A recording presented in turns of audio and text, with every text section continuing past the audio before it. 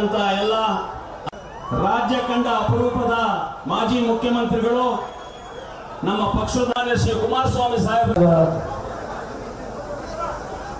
ಭಾರತೀಯ ಜನತಾ ಪಕ್ಷ ಹಾಗೂ ಜಾತ್ಯತೀತ ಜನತಾದಳದ ಅಭ್ಯರ್ಥಿಗಳಾಗಿ ಮಾಜಿ ಮಂತ್ರಿಗಳು ಅಭಿವೃದ್ಧಿಯಲ್ಲಿ ಅವರದೇ ಆದಂತಹ ಒಂದು ಕಲ್ಪನೆಗಳನ್ನು ಹೊಂದಿರತಕ್ಕಂಥ ಸೋಮಣ್ಣ ಅವರು ಸ್ಪರ್ಧೆಯನ್ನು ಮಾಡಿದ್ದಾರೆ. ಅವರ ಪರವಾಗಿ ಈ ದಿನ ಬದುಕಿನ ಎಲ್ಲ ನನ್ನ ತಂದೆ ತಾಯಂದಿರು ಯುವಕ ಸ್ನೇಹಿತರ ಆಶೀರ್ವಾದವನ್ನು ಪಡೆಯತಕ್ಕಂಥ ಮನವಿಯನ್ನು ಸಲ್ಲಿಸಲಿಕ್ಕೆ ಇವತ್ತಿನ ಕಾರ್ಯಕ್ರಮದಲ್ಲಿ ಭಾಗವಹಿಸಿದ್ದೇನೆ. ಮಧುಗಿರಿ ವಿಧಾನಸಭಾ ಕ್ಷೇತ್ರಕ್ಕೂ ದೇವೇಗೌಡ ಕುಟುಂಬಕ್ಕೂ ಯಾವುದೋ ಒಂದು ಜನರ ಋಣಾನುಬಂಧ ಇದೆ ಅಂತಕ್ಕಂಥದ್ದನ್ನು ಪ್ರಥಮ ಸ್ಮರಿಸುತ್ತೇನೆ. ಈ ರಾಜ್ಯದ ರಾಜಕಾರಣದಲ್ಲಿ ದೇವೇಗೌಡರ ಪರವಾಗಿ ಈ ತಾಲೂಕಿನ ಜನತೆ ಅವರ ಕಷ್ಟ ಸುಖದಲ್ಲಿ ಅವರ ಸೋಲು ಗೆಲುವಿನಲ್ಲಿ ಅವರ ಜೊತೆಯಾಗಿರ್ತಕ್ಕಂಥ ಹಲವಾರು ಕ್ಷೇತ್ರಗಳಲ್ಲಿ ಮಧುಗಿರಿಯೂ ಒಂದು ಪ್ರಮುಖವಾದಂಥ ಸ್ಥಾನದಲ್ಲಿದೆ. ಇವತ್ತಿನ ಈ ಒಂದು ಚುನಾವಣೆ ಏನಿದೆ ದೇಶಕ್ಕೆ ಒಂದು ಸುಭದ್ರವಾದ ಸರ್ಕಾರ, ದೇಶದ ಆರ್ಥಿಕ ಪರಿಸ್ಥಿತಿಗಳನ್ನು ಸುಭದ್ರವಾಗಿ ಮುನ್ನಡೆಸ್ತಕ್ಕಂಥ ಮತ್ತು ದೇಶದ ಹಲವಾರು ಸಮಸ್ಯೆಗಳಿಗೆ ಒಂದು ಶಾಶ್ವತವಾದಂತಹ ಪರಿಹಾರಗಳನ್ನು ತರಬೇಕು ಅಂತಕ್ಕಂಥ ನಾಯಕತ್ವವನ್ನು ಹೊಂದಿರತಕ್ಕಂಥವರು ನರೇಂದ್ರ ಮೋದಿ ಅವರು ಅಂತಕ್ಕಂಥ ಒಂದು ಭಾವನೆ ಇಡೀ ದೇಶದಾದ್ಯಂತ ಇವತ್ತಿದೆ. ಈ ಒಂದು ಸಂದರ್ಭದಲ್ಲಿ ತುಮಕೂರಿನಿಂದ ನಮ್ಮ ಸೋಮಣ್ಣ ಅವರೇನು ಸ್ಪರ್ಧೆ ಮಾಡಿದ್ದಾರೆ. ಈಗಾಗಲೇ ನಾನು 5 ವಿಧಾನಸಭಾ ಕ್ಷೇತ್ರದಲ್ಲಿ ತುಮಕೂರಿನ ತಂದೆ ತಾಯಂದಿರ ಮನವಿಯನ್ನ ಪತ್ರವನ್ನು ಪಡೆಯಲಿಕ್ಕೆ ಕೇಳಿಕೊಂಡಿದ್ದೇನೆ. ಇವತ್ತು ತುಮಕೂರಿನ 6ನೇ ವಿಧಾನಸಭಾ ಕ್ಷೇತ್ರ ಮಧುಗಿರಿಗೆ ಇವತ್ತು ನಾನು ಬಂದಿರತಕ್ಕಂಥದ್ದು. ಕಳೆದ ಬಾರಿ ದೇವೇಗೌಡರು ಚುನಾವಣೆಯಲ್ಲಿ ನಿಂತ ಸಂದರ್ಭದಲ್ಲಿ ಏನೇನಾಗಿದೆ ನಾನು ಅದರ ಬಗ್ಗೆ ಚರ್ಚೆ ಮಾಡಲಿಕ್ಕೆ ಹೋಗೋದಿಲ್ಲ. ಇವತ್ತು ರಾಜ್ಯದಲ್ಲಿ ಈ ಒಂದು ಮೈತ್ರಿಯ ಒಂದು ಒಪ್ಪಂದವನ್ನು ಮಾಡಿಕೊಳ್ಳಲಿಕ್ಕೆ ಕಾರಣ ನಮ್ಮ ರಾಜ್ಯದಲ್ಲಿ ಹಲವಾರು ಸಮಸ್ಯೆಗಳಿದೆ. ಮಧುಗಿರಿ ಅಂತ ನೀರಿನ ಸಮಸ್ಯೆಗಳನ್ನು ಹೊಂದಿರತಕ್ಕಂಥ, ಬರಗಾಲದಲ್ಲಿ ನಮ್ಮ ರೈತರು ಬದುಕಲಿಕ್ಕೆ ಸಾಧ್ಯ ಆಗದೆ ಇರತಕ್ಕಂಥ ಒಂದು ಪರಿಸ್ಥಿತಿಗಳು ಈ ರಾಜ್ಯದ ಹಲವಾರು ಭಾಗದಲ್ಲಿ ಇದ್ದಾವೆ. ಜಾತ್ಯತೀತ ಜನತಾದಳ 2004ನೇ ಇಸ್ವಿಯಿಂದ ಸ್ವತಂತ್ರವಾಗಿ ರಾಜ್ಯದ ಜನತೆಯ ಆಶೀರ್ವಾದದೊಂದಿಗೆ ಆಡಳಿತವನ್ನು ನಡೆಸತಕ್ಕಂಥದ್ದಕ್ಕೆ ಪಕ್ಷಕ್ಕೆ ಸಂಪೂರ್ಣ ಬಹುಮತವನ್ನು ತರಬೇಕು ಅಂತ ಪ್ರಯತ್ನ ಪಟ್ಟಿದ್ದೇವೆ. ಆದರೆ ದುರಾದೃಷ್ಟ, ನಾವು ಸಂಪೂರ್ಣ ಬಹುಮತವನ್ನು ಪಡೀಲಿಕ್ಕೆ ಸಾಧ್ಯ ಆಗಲಿಲ್ಲ. 2006 ಮತ್ತು 2007ನೇ ಇಸ್ವಿನಲ್ಲಿ ಯಾವೊಂದು ರಾಜಕೀಯದ ಕೆಲವು ಬೆಳವಣಿಗೆಗಳಲ್ಲಿ ಬಿಜೆಪಿ ಮತ್ತು ಜೆಡಿಎಸ್ನ ಒಂದು ಮೈತ್ರಿ ಸರ್ಕಾರವನ್ನು ರಚನೆ ಮಾಡಿದಾಗ ಬಹುಶಃ ಅವತ್ತು ರಾಜ್ಯದಲ್ಲಿ ಮತ್ತು ರಾಷ್ಟ್ರದಲ್ಲಿ ಒಂದು ಜನತೆಯ ಸರ್ಕಾರ ಅಂದರೆ ಕರ್ನಾಟಕದಲ್ಲಿ ಇರ್ತಕ್ಕಂಥ ಕುಮಾರಸ್ವಾಮಿಯ ನೇತೃತ್ವದ ಸರ್ಕಾರ ಇವತ್ತು ಒಂದು ದೊಡ್ಡ ಮಟ್ಟದ ಬದಲಾವಣೆಯನ್ನು ತರ್ತಾ ಇದ್ದಾರೆ ಅಂತಕ್ಕಂಥ ಭಾವನೆ ಇತ್ತು. ಗ್ರಾಮ ವಾಸ್ತವ್ಯದ ಕಾರ್ಯಕ್ರಮದ ಮುಖಾಂತರ, ಜನತಾ ದರ್ಶನದ ಮುಖಾಂತರ ಈ ನಾಡಿನ ಹಳ್ಳಿಯಿಂದ ಬರ್ತಕ್ಕಂಥ ನನ್ನ ಬಡ ಕುಟುಂಬದ ತಾಯಂದರು ಹಲವಾರು ಯುವಕರ ಸಮಸ್ಯೆಗಳಿಗೆ ನಾವೇನು 20 ತಿಂಗಳ ಅವಧಿಯಲ್ಲಿ ಕಾರ್ಯಕ್ರಮವನ್ನು ಕೊಟ್ಟಿದ್ದೇವೆ. ಅದು ಒಂದು ದೊಡ್ಡ ಇತಿಹಾಸ ಇದೆ. ನಾನು ಸಮಯವನ್ನು ಹೆಚ್ಚಿಗೆ ಆ ವಿಷಯದಲ್ಲಿ ತೆಗೆದುಕೊಳ್ಳಿಕ್ಕೆ ಹೋಗೋದಿಲ್ಲ. ನೀವು ನೋಡಿದ್ದೀರಿ ಆ ಸಂದರ್ಭದಲ್ಲಿ ನಾನು ಯಾವ ರೀತಿ ಕೆಲಸ ಮಾಡಿದ್ದೇನೆ ಅಂತ ಹೇಳಿ. ಅವತ್ತಿನಿಂದ ನನ್ನನ್ನು ಈ ರಾಜ್ಯದಲ್ಲಿ ನೀವೇನು ಗುರುತಿಸ್ತಾ ಬಂದಿದ್ದೀರಿ. ನನಗೆ ಸಂಪೂರ್ಣ ಬಹುಮತ ಸರ್ಕಾರ ಬರದೇ ಇದ್ದಂಥ ಸನ್ನಿವೇಶದಲ್ಲಿ 2 ಬಾರಿ ಸರ್ಕಾರದಲ್ಲಿ, ಒಂದು ಬಾರಿ ಬಿಜೆಪಿ ಜೊತೆ, ಮತ್ತೊಂದು ಬಾರಿ ಕಾಂಗ್ರೆಸ್ ಜೊತೆ ಸರ್ಕಾರ ಮಾಡಿದ್ವಿ. ಬಿಜೆಪಿ ಜೊತೆ ಮಾಡಿದಂಥ ಸರ್ಕಾರದಲ್ಲಿ ಹಲವಾರು ಯೋಜನೆಗಳಿಗೆ ಚಾಲನೆ ಕೊಟ್ಟಿದ್ದೇವೆ. 200 ರೂಪಾಯಿ ಇದ್ದಂಥ ಮಾಸಾಶನವನ್ನ ನನ್ನ ವಿಧವಾ ತಾಯಂದರಿಗೆ ಅವತ್ತಿನ ಕಾಲದಲ್ಲಿ 400 ರೂಪಾಯಿ ಕೊಡ್ತಕ್ಕಂಥ ತೀರ್ಮಾನ ಮಾಡಿದಂಥದ್ದು. ಅವತ್ತಿನ 400 ರೂಪಾಯಿನ ಬೆಲೆ ಇವತ್ತು 4,000 ರೂಪಾಯಿ ಆಗ್ತದೆ. ಹಳ್ಳಿಯ ಮಕ್ಕಳಿಗೆ ಶಿಕ್ಷಣವನ್ನು ಕೊಡಬೇಕು ಅಂತೇಳಿ ಸೈಕಲ್ ಕೊಡ್ತಕ್ಕಂಥ ವ್ಯವಸ್ಥೆಗಳಿರ್ಬೋದು. ಅದೇ ರೀತಿಯಲ್ಲಿ ನಮ್ಮ ಗ್ರಾಮೀಣ ಪ್ರದೇಶದ ಹಳ್ಳಿಗಳ ಅಭಿವೃದ್ಧಿ ಮಾಡಲಿಕ್ಕೆ ಸುವರ್ಣ ಗ್ರಾಮೋದಯ ಅಂತಕ್ಕಂಥ ಯೋಜನೆಗಳನ್ನು ಈ ರಾಜ್ಯದಲ್ಲಿ ಪ್ರಥಮವಾಗಿ ಪ್ರಾರಂಭ ಮಾಡಿದಂಥದ್ದು. ಅದಷ್ಟೇ ಅಲ್ಲ, ಇಲ್ಲಿ ಹೆಚ್ಚಿನ ಸಂಖ್ಯೆಯಲ್ಲಿ ನನ್ನ ತಾಯಂದಿರಿದ್ದೀರಿ. ನಾನು ಗ್ರಾಮ ವಾಸ್ತವ್ಯಕ್ಕೆ ಬಂದಾಗ ಹಲವಾರು ಹಳ್ಳಿಗಳ ತಾಯಂದಿರು ನನ್ನ ಗಮನಕ್ಕೆ ಒಂದು ವಿಷಯವನ್ನು ತಂದರೆ ಈ ರಾಜ್ಯದಾದ್ಯಂತ ಯಾವೊಂದು ಅವತ್ತಿನ ಸರ್ಕಾರಗಳು ಈ ವಿಷಮಿಶ್ರಿತವಾಗಿರ್ತಕ್ಕಂಥ ಒಂದು ರಾಸಾಯನಿಕ ಒಂದು ಮಿಕ್ಸ್ ಮಾಡಿ ನಿಮ್ಮೆಲ್ಲರಿಗೆ ಸಾರಾಯಿ ಅಂತಕ್ಕಂಥದ್ದೇನು ಕೊಡಿಸ್ತಾ ಇದ್ರು. ಕೆಲವು ಆರೋಗ್ಯದ ಮೇಲೆ ಪರಿಣಾಮ ಬೀರ್ತಕ್ಕಂಥ ಕೆಮಿಕಲ್ಗಳನ್ನು ಉಪಯೋಗ ಮಾಡಿ ನಿಮ್ಮ ಆರೋಗ್ಯಕ್ಕೆ ಸಂಸ್ಕಾರ ತಂದು ಅದನ್ನು ಕುಡಿದು ಮನೆಗೆ ಬಂದು ನನ್ನ ತಾಯಂದಿರಿಗೆ ಹಲ್ಲೆ ಮಾಡ್ತಕ್ಕಂಥ, ಹಿಂಸೆ ಕೊಡ್ತಕ್ಕಂಥ ವಿಷಯಗಳನ್ನು ಈ ನಾಡಿನ ತಾಯಂದರು ನನ್ನ ಗಮನಕ್ಕೆ ಅಂತಂದ್ರೆ ನನ್ನ ಮೇಲೆ ಅದನ್ನು ನಿಷೇಧ ಮಾಡಬಾರದು ಅಂತ ಹೇಳಿ ಹಲವಾರು ರೀತಿಯ ಒತ್ತಡಗಳು, ಆಮಿಷಗಳನ್ನು ತಂದರು. ನಮ್ಮ ತಾಯಂದಿರು ಒಂದು ಬೇಡಿಕೆಯನ್ನು ಸರಿಪಡಿಸಬೇಕು ಅಂತ ಹೇಳಿ ಅವತ್ತು ಸಾರಾಯಿಯನ್ನು ಸಂಪೂರ್ಣವಾಗಿ ಈ ರಾಜ್ಯದಲ್ಲಿ ನಿಷೇಧ ಮಾಡಿದಂಥದ್ದು. ನಾನು ನನ್ನ ತಾಯಂದಿರಿಗೆ ಕೊಟ್ಟಂಥ ಗೌರವವು ನನ್ನ ತಾಯಂದಿರಿಗೆ ಅವಮಾನ ಮಾಡಿದ್ದೇನೋ. ಲಾಟರಿ ನಿಷೇಧ ಮಾಡಿದೆ. ಈ ರಾಜ್ಯದಲ್ಲಿ ಸಂಪೂರ್ಣ ಲಾಟರಿಯನ್ನು ನಿಷೇಧ ಮಾಡಬೇಕು ಅಂತ ತೀರ್ಮಾನ ಮಾಡಿದೆ. ಆ ಸಂದರ್ಭದಲ್ಲಿ ಏನೇನು ನಡೀತು, ನಾನು ಈ ರಾಜ್ಯದಲ್ಲಿ ಜನತೆಯ ಭಾವನೆಗಳು, ಜನತೆಯ ನೋವುಗಳಿಗೆ ಸ್ಪಂದಿಸಿ ಕೆಲಸ ಮಾಡಿರ್ತಕ್ಕಂಥವ್ರು. ನಮ್ಮ ಕಾಲದಲ್ಲಿ ಗಂಗಾ ಕಲ್ಯಾಣ ಯೋಜನೆಯಲ್ಲಿ ಯಾವ ರೀತಿ ಕೊಳವೆ ಬಾವಿಗಳನ್ನು ಕೇಳದಂತೆ ಎಲ್ಲ ಪ್ರದೇಶಗಳಲ್ಲೂ ದಲಿತ ಸಮಾಜಗಳಿಗೆ ಕೊಟ್ಟಂತಿರ್ಬೋದು, ಹಲವಾರು ರೀತಿಯ ಒಂದು ಸ್ವಂತ ಉದ್ಯೋಗಗಳಿಗೆ ಕಾರ್ಯಕ್ರಮವನ್ನು ಕೊಟ್ಟಂತಿರ್ಬೋದು. ಇವೆಲ್ಲ ಒಂದು ಇತಿಹಾಸ ಇದೆ. ನಾನು ಈ ಸಂದರ್ಭದಲ್ಲಿ ಈಗಿನ ಸರ್ಕಾರ ಏನು ನಡೀತಾ ಇದೆ ಆ ಗ್ಯಾರಂಟಿ ಸ್ಕೀಮ್ಗಳನ್ನು ಬಿಟ್ಟು ಇನ್ಯಾವ ವಿಷಯಗಳು ಈ ಸರ್ಕಾರದ ಮುಂದೆ ನಿಮ್ಮ ಮುಂದೆ ಮಾತಾಡ್ತಕ್ಕಂಥದ್ದಕ್ಕೆ ವಿಷಯಗಳೇ ಇಲ್ಲ. ರಾಜ್ಯದಲ್ಲಿ ಸಂಪೂರ್ಣವಾಗಿ ಆಡಳಿತ ಅಂತಕ್ಕಂಥದ್ದು ಕುಸಿದು ಹೋಗಿದೆ. ಒಂದು ಮಾತನ್ನು ಕೇಳ್ತೀನಿ ನಿಮಗೆ, ನನ್ನ ರೈತ ಬಂಧುಗಳು ಈ ವರ್ಷದ ಯಾವೊಂದು ಕೃಷಿಯನ್ನ ಮಾಡಬೇಕಾದ್ರೆ ಮಳೆಯ ಒಂದು ಕೊರತೆಯಿಂದ ನೀವು ಬೆಳೆದಿರ್ತಕ್ಕಂಥ, ಈಗ ದೇವೇಗೌಡರನ್ನು ತೆಗೆದ್ರಲ್ಲ, ನಾನು ತುಮಕೂರು ಜಿಲ್ಲೆಯ ಜನತೆಗೆ ಮನವಿ ಮಾಡ್ತೇನೆ, ಯಾವ ಕುರುಬ ಸಮಾಜದ ಬಂಧುಗಳು ಇಲ್ಲಿದ್ದರೆ ಹೇಳ್ತೇನೆ, ನಿಮ್ಮ ಸಂಬಂಧಿಕರುಗಳಿಗೆ ಹೇಳಿ, ಹಿತೈಷಿಗಳಿಗೆ ಹೇಳಿ. ಭಾಸ್ಕರಪ್ಪನವರು ಒಬ್ಬ ಕುರುಬ ಸಮಾಜದ ಇದೇ ಬೆಳ್ಳಾವಿ ಕ್ಷೇತ್ರದಲ್ಲಿ ಚುನಾವಣೆಗೆ ನಿಂತಿದ್ರು. 1994 ಚುನಾವಣೆಗೆ ಸೋತರು. ಅವರು ಸೋತಾಗ ಒಂದು ಬೋರ್ಡ್ ಕಾರ್ಪೊರೇಷನ್ ಚೇರ್ಮನ್ ಮಾಡಿ ಅಂತ ಹೇಳಿ ಬಂದು ಮನವಿ ಮಾಡಿದಂಥ ದೃಶ್ಯ ನಾನು ಕಂಡಿದ್ದೇನೆ.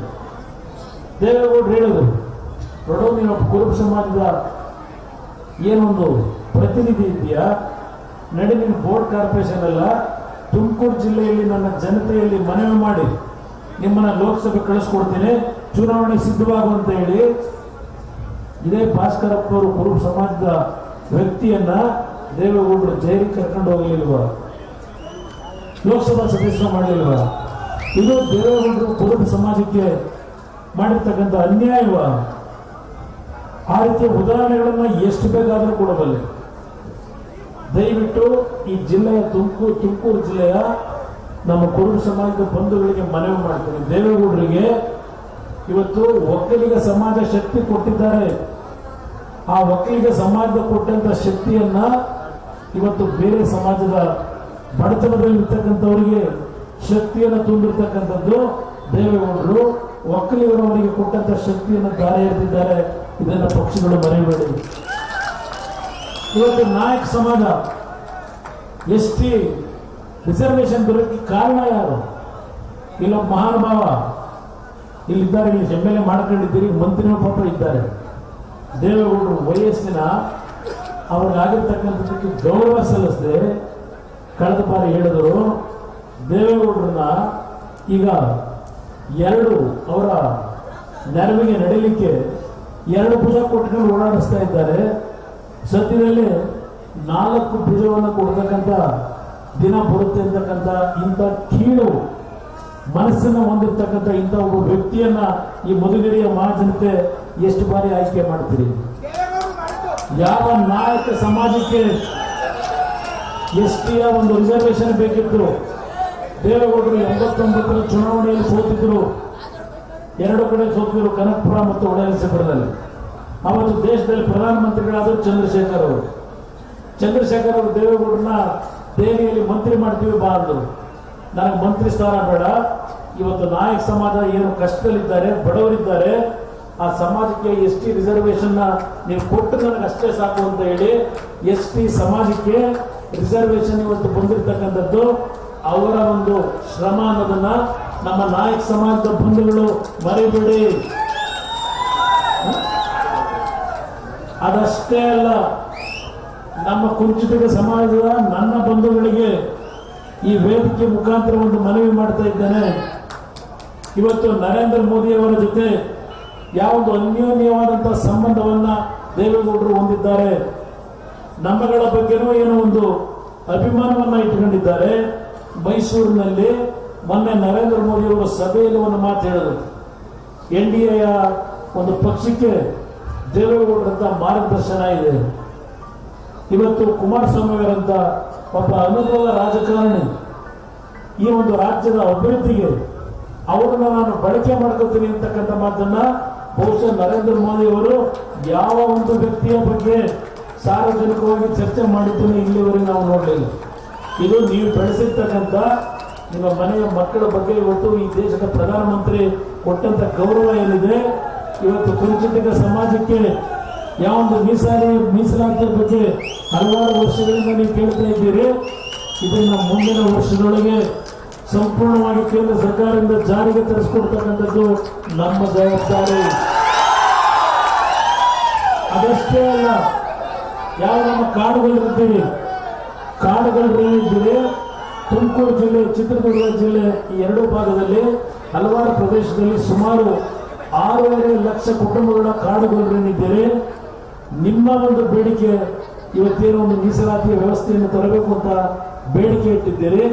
ಅದು ಸಹ ಮುಂದಿನ ವರ್ಷದಲ್ಲಿ, ಈ ವರ್ಷದಲ್ಲೇ ಬಹುಶಃ ಅದಕ್ಕೂ ಸಂಪೂರ್ಣವಾಗಿ ಕೇಂದ್ರ ಸರ್ಕಾರದಿಂದ ಆದೇಶವನ್ನು ಕಾಡುಗೊಳ್ಳರಿಗೂ ತಂದಿರತಕ್ಕಂಥ ಜವಾಬ್ದಾರಿ ದೇವೇಗೌಡರ ಜವಾಬ್ದಾರಿ. ಪಾಪ ಸಿದ್ದರಾಮಯ್ಯ ಅವರು ಮಾತಾಡ್ತಾರೆ, ನರೇಂದ್ರ ಮೋದಿ ಅವ್ರನ್ನ ಬಿಟ್ಟು ದೇವೇಗೌಡರು ಆಗೋದ್ರು ಈಗಂದ್ರು ಆಗ ಕಾಲದಲ್ಲಿ ನಡೆದಂಥ ಕೆಲವು ಘಟನೆಗಳ ಮೇಲೆ ಹೌದು ವಿರೋಧ ಪಕ್ಷ ಟೀಕೆ ಮಾಡಿದ್ದಾರೆ. ಈ 10 ವರ್ಷ ಆಗೋಗಿದೆ.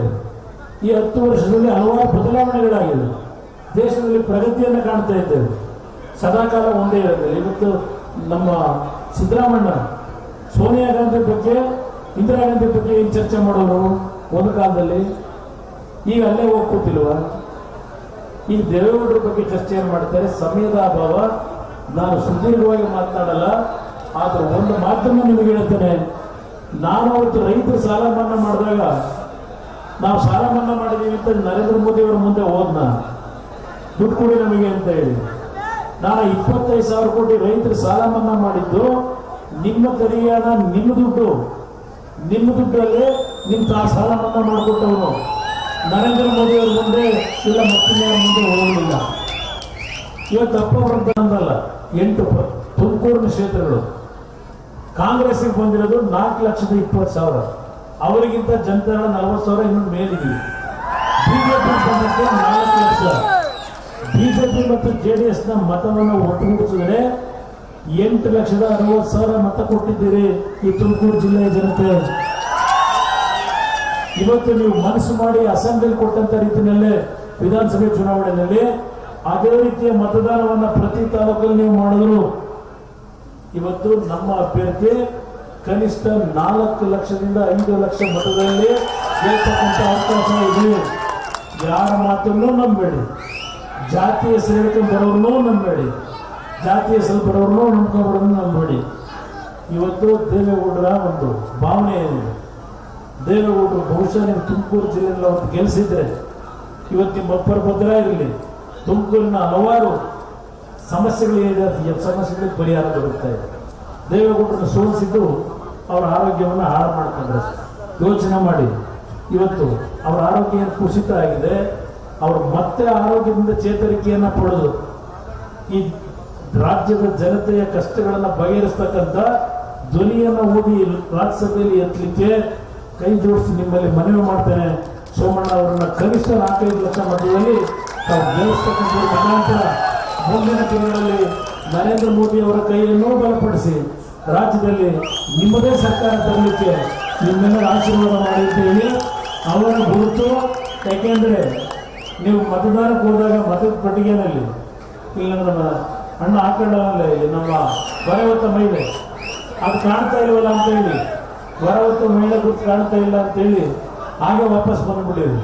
ಈಗ JDS ಮತ್ತು ಬಿಜೆಪಿ ಪಕ್ಷದ ತುಮಕೂರಿನಲ್ಲಿ ಚುನಾವಣಾ ಚಿಹ್ನೆ ಕಮಲದ ಹೂವು, ಕಮಲದ ಗುರುತಿಗೆ ತಮ್ಮ ಮತವನ್ನು ನೀಡಿ ಸೋಮಣ್ಣ ಅವರ ಕ್ರಮ ಸಂಖ್ಯೆ 3 ಆ ಒಂದು 3ನೇ ನಂಬರಿಗೆ ಮತವನ್ನು ನೀಡಬೇಕು ಅಂತ ಹೇಳಿ ನಿಮ್ಮಲ್ಲಿ ಕೈ ಜೋಡಿಸಿ ಮನವಿ ಮಾಡಿ ನಿಮ್ಮೆಲ್ಲರಿಗೆ ಹೊಂದಿಸಿ ನಾನು ನಿರುತ್ತೇನೆ.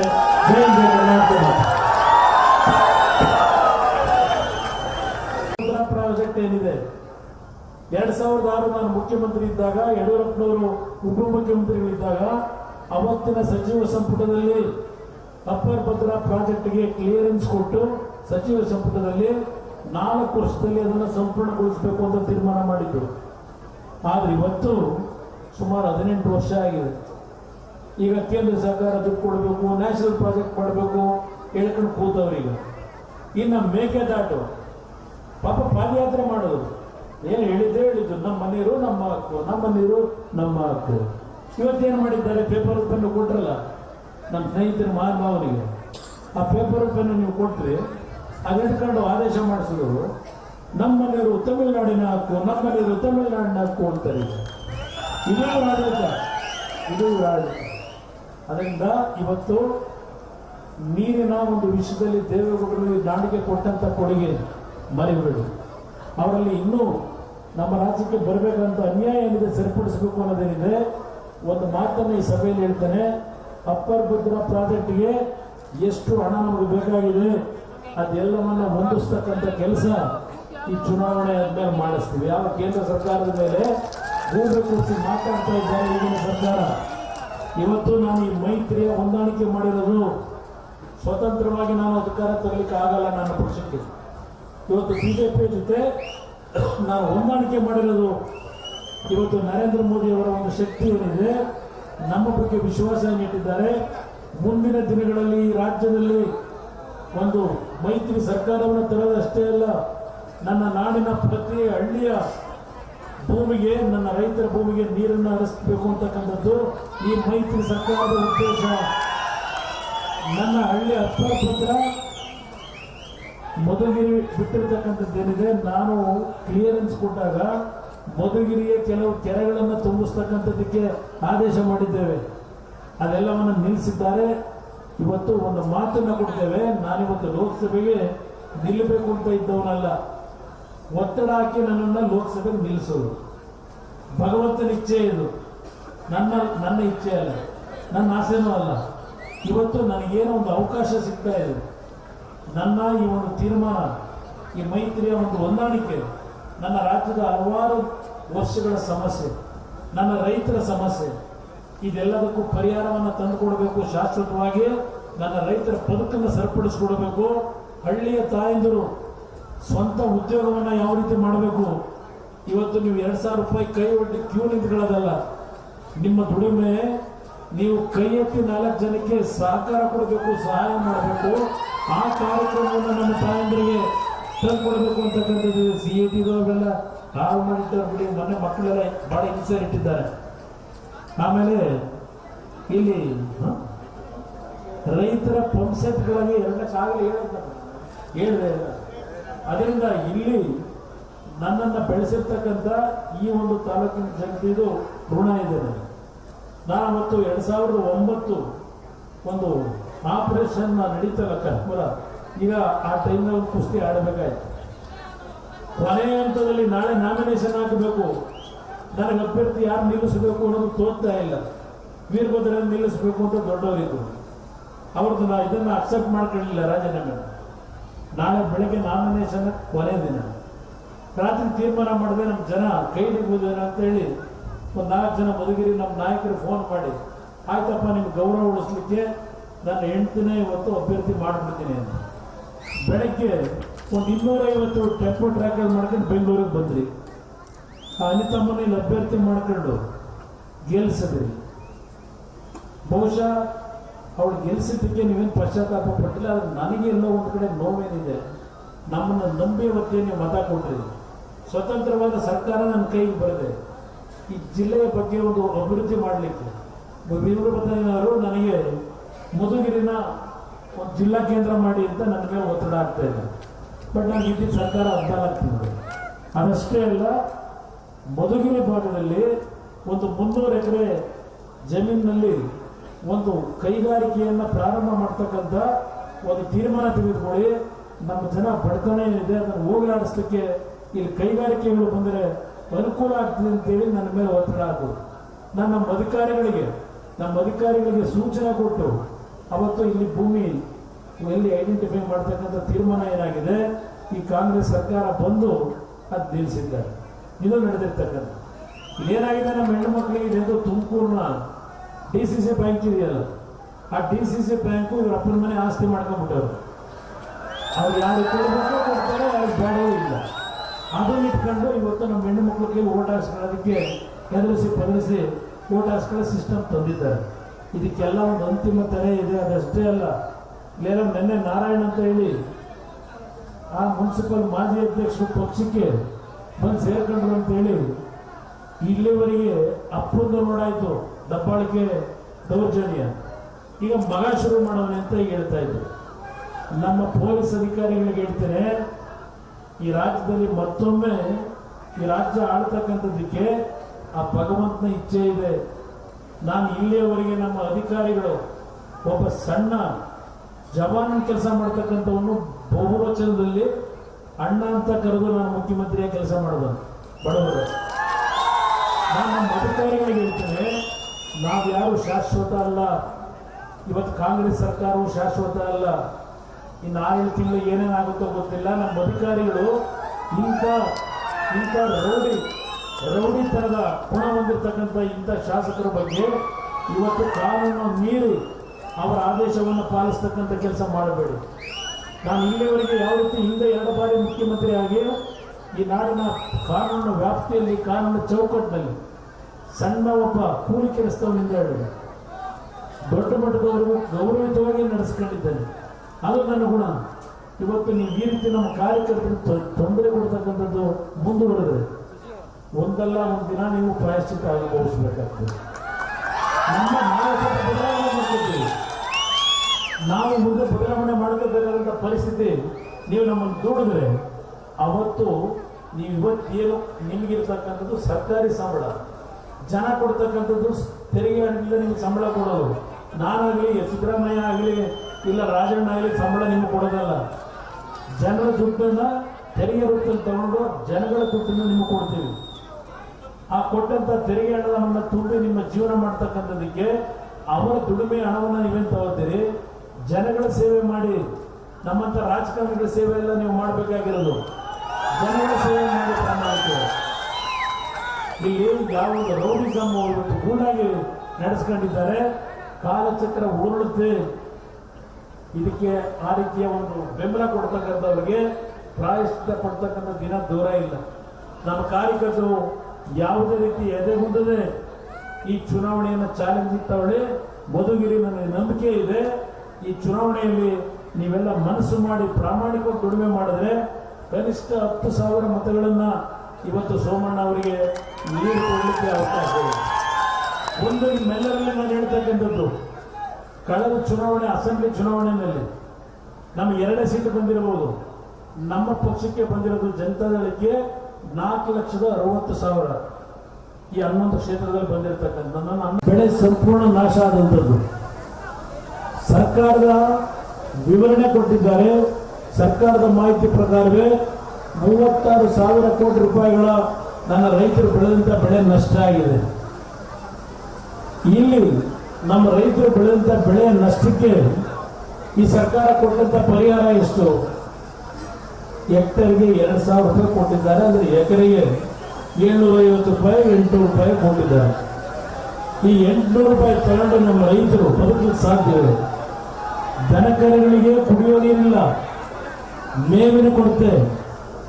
ಇಂಥ ಒಂದು ಪರಿಸ್ಥಿತಿಯಲ್ಲಿ ಸರ್ಕಾರ ಒಂದು ದಿನವಾದರೂ ನನ್ನ ರೈತನ ಕಷ್ಟಕ್ಕೆ ಒಂದು ಸಾಂತ್ವನದ ಅನುಕಂಪವನ್ನೇನಾದರೂ ವ್ಯಕ್ತಪಡಿಸಿದ್ದಾರ? ಇಂಥ ಒಂದು ಕೆಟ್ಟ ಸರ್ಕಾರ ಈ ರಾಜ್ಯದಲ್ಲಿ ನಡೀತಾ ಇದೆ. ಇವತ್ತು ನೀವು ಯಾರಾದರೂ ಒಂದು ಬೋರ್ವೆಲ್ ಅನ್ನ ಕನೆಕ್ಷನ್ ತಗೊಳ್ಳಿಕ್ಕೆ ಅರ್ಜಿ ಹಾಕಿದ್ರೆ, ಒಂದು PC ಹಾಕ್ಲಿಕ್ಕೆ ನಾನು ಮುಖ್ಯಮಂತ್ರಿ ಇದ್ದಾಗ, ರೇವಣ್ಣ ಅವರು ವಿದ್ಯುತ್ ಶಕ್ತಿ ಸಚಿವರಿದ್ದಾಗ ಕೇವಲ 5,000 ರೂಪಾಯಿಗೆ ನಿಮಗೆ TCಗಳನ್ನು ನಾನು ಕೊಡ್ತಾ ಇದ್ದೆ. ಇವತ್ತು ಈ ಸರ್ಕಾರದಲ್ಲಿ ಎಲ್ಲಿ ಹೋಗಿದೆ ರೇಟು? ಎಷ್ಟು ಕಟ್ಟಬೇಕು ನನ್ನ ರೈತರು?